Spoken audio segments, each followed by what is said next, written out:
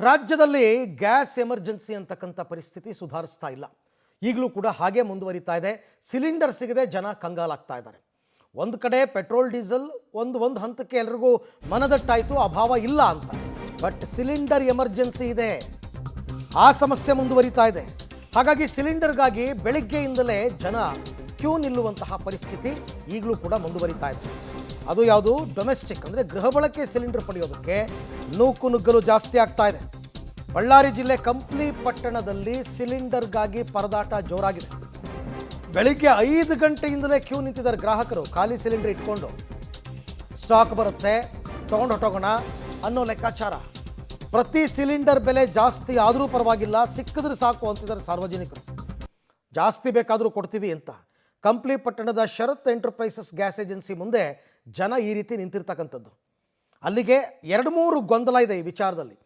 ಒಂದು, KYC ಮಾಡಿಲ್ಲ ಅಂತ ಕೆಲವ್ರದ್ದು ಬುಕ್ಕಿಂಗ್ ತಗೋತಾ ಇಲ್ಲ. ಇನ್ನು ಕೆಲವ್ರದ್ದು 35 ದಿನ ಆಗಿಲ್ಲ ಗ್ಯಾಸ್ ತಗೊಂಡು ಅಂತ ಅಂದ್ಬಿಟ್ಟು ಬುಕ್ಕಿಂಗ್ ತಗೋತಾ ಇಲ್ಲ. ಈ ಎಲ್ಲ ಗೊಂದಲಗಳು ಸೇರಿ ಜನ ಏನು ಅಂದ್ಕೊಂಡಿದ್ದಾರೆ, ಓಹೋ ಇದು ಸಮಸ್ಯೆ ಯಾಕೋ ತೀವ್ರ ಬಿಗಡಾಯಿಸ್ತಾ ಇದೆ, ಸಿಕ್ಕದಾಗ ತಂದುಬಿಡಬೇಕು ಸಿಲಿಂಡ್ರನ್ನ, ಒಂದು ಇಡೀ ದಿನ ಅದಕ್ಕೋಸ್ಕರ ಬೇರೆ ಕೆಲಸ ಕಾರ್ಯ ಬಿಟ್ಟು ಬೇಕಾದ್ರೆ ಸಿಲಿಂಡರ್ ತಂದ್ಬಿಡೋಣ ಅಂತ ಜನ ಏಜೆನ್ಸಿಗಳ ಮುಂದೆ ಬರೋದು ಜಾಸ್ತಿ ಆಗ್ತಾ ಇದೆ. ಬೇಕಾದಷ್ಟು ಕಡೆ ಹೀಗಾಗಿದೆ.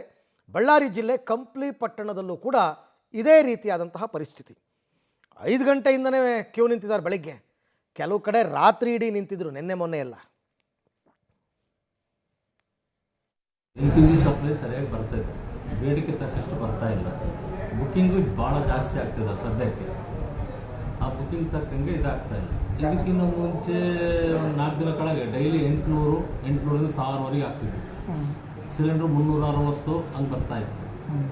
ಇವಾಗ ಅದೇ ರೀತಿಯಾಗಿ ಬಂದಿದ್ದಕ್ಕೆ ವೇಟಿಂಗ್ ಲಿಸ್ಟ್ ಭಾಳ ಬೆಳೆದದ್ದು.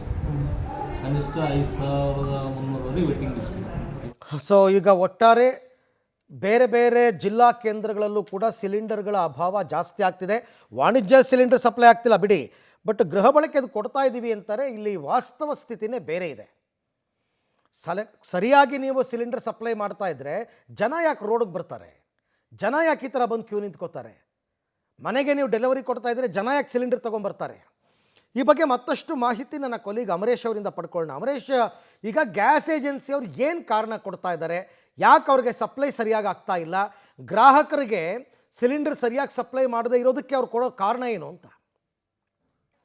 ಅರವಿಂದ್, ಬಹುತೇಕ ಜನ ಈಗಾಗಲೇ ಪ್ಯಾನಿಕ್ ಒಳಗಾಗಿರುವಂಥದ್ದು. ಅಂದರೆ ಗೃಹ ಬಳಕೆ ಸಿಲಿಂಡರ್ಗಳು ಬುಕ್ ಮಾಡಿದ ಕೂಡಲೇ ಅವರು ಗ್ಯಾಸ್ ಏಜೆನ್ಸಿಗಳ ಮುಂದೆ ಹೋಗ್ತಾರೆ, ಅಲ್ಲಿ ಕ್ಯೂ ನಿಲ್ತಾರೆ, ಗಂಟೆಗಟ್ಟಲೆ ಕಾಯುವಂಥ ಪರಿಸ್ಥಿತಿಯನ್ನು ಸ್ವತಃ ಗ್ರಾಹಕರು ತಂದುಕೊಳ್ತಾ ಇದ್ದಾರೆ ಅನ್ನುವಂಥ ಬಹುಶಃ ಈ ರೀತಿಯ ಪ್ರಶ್ನೆಗಳು ಇಲ್ಲಿ ಸಾಮಾನ್ಯವಾಗಿ ಕಂಡು ಬರ್ತದೆ. ಯಾಕಂದರೆ ಬಹುತೇಕ ಗ್ಯಾಸ್ ಏಜೆನ್ಸಿ ಅವ್ರು ಏನು ಹೇಳ್ತಾ ಇದ್ದಾರೆ ಅಂದರೆ ಎಲ್ಲಿಯೂ ಕೂಡ ನಮಗೆ ಡೊಮೆಸ್ಟಿಕ್ ಸಿಲಿಂಡರ್ಗಳ ಕೊರತೆ ಇಲ್ಲ, ಗ್ರಾಹಕರು ಬುಕ್ ಮಾಡಿದ ನಂತರದಲ್ಲಿ ನೇರವಾಗಿ ಅವರ ಮನೆಗಳಿಗೆ ನಾವು ತಲುಪಿಸ್ತೇವೆ. ಆದರೆ ಜನ ಬುಕ್ ಮಾಡಿದ ಕೂಡಲೇ ಖಾಲಿ ಸಿಲಿಂಡರ್ಗಳನ್ನ ತೆಗೆದುಕೊಂಡು ನಮ್ಮ ಏಜೆನ್ಸಿಗಳ ಮುಂದೆ ಬರ್ತಾರೆ. ಹೀಗಾಗಿ ಸಾಕಷ್ಟು ಕ್ರೌಡ್ ಆಗುತ್ತೆ, ಜನ ಕೂಡ ನಮಗೆ ಸಿಲಿಂಡರ್ ಸಿಗೋದಿಲ್ಲ ಅನ್ನುವಂಥ ರೀತಿಯಲ್ಲಿ ಒಬ್ಬರು ನೋಡೊಬ್ಬರು ಬರ್ತಕ್ಕಂಥದ್ದು ಸಾಮಾನ್ಯವಾಗಿದೆ. ಹೀಗಾಗಿ ಯಾರೂ ಕೂಡ ಪ್ಯಾನಿಕ್ ಒಳಗಾಗಬೇಡಿ, ಎಲ್ಲವೂ ಕೂಡ ಡೊಮೆಸ್ಟಿಕ್ ಸಿಲಿಂಡರ್ಗಳು ನಮಗೆ ಬೇಕಾಗಿರುವಷ್ಟು ಲಭ್ಯ ಇದ್ದಾವೆ, ಹೀಗಾಗಿ ಎಲ್ಲವೂ ಕೂಡ ಸಿಗುತ್ತೆ ಅನ್ನುವಂಥ ಮಾತನ್ನ ಗ್ಯಾಸ್ ಅಂದರೆ ಸಿಲಿಂಡರ್ ಏಜೆನ್ಸಿ ಅವರು ಹೇಳ್ತಾ ಇದ್ದಾರೆ. ಆದರೆ ಒಂದನ್ನೇ ಗಮನಿಸಬೇಕು ಅರವಿಂದ, ಗ್ರಾಮೀಣ ಭಾಗಗಳಲ್ಲಿ ಸೇರಿದಂತೆ ಬಳ್ಳಾರಿ ಜಿಲ್ಲೆಯ ಬಹುತೇಕ ತಾಲೂಕು ಕೇಂದ್ರಗಳಲ್ಲಿಯೂ ಸಹಿತ ಇದೀಗ ಜನ ಈ ಒಂದು ಗ್ಯಾಸ್ ಏಜೆನ್ಸಿಗಳ ಮುಂದೆ ಕ್ಯೂ ನಿಲ್ತಾ ಇದ್ದಾರೆ.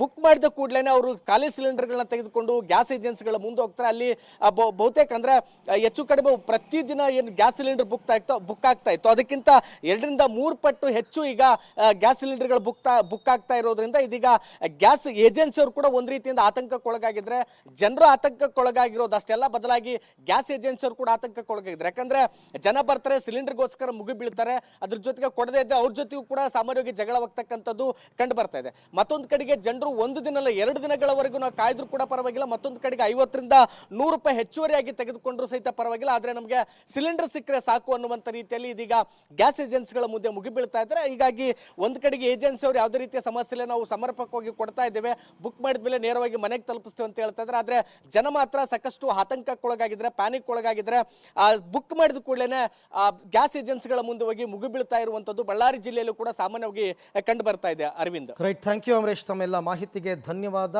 ಪ್ಯಾನಿಕ್ ಬುಕ್ಕಿಂಗ್ ಒಂದು ರೀಸನ್ನು ವಿಪರೀತವಾಗಿ, ಆಮೇಲೆ ಜನ ತಾಳ್ಮೆನೇ ಇಲ್ಲ. ಇವತ್ತು ಬುಕ್ ಮಾಡಿದ್ರೆ ನಾಳೆನೇ ಏಜೆನ್ಸಿ ಮುಂದಕ್ಕೆ ಹೋಗ್ತಾರೆ.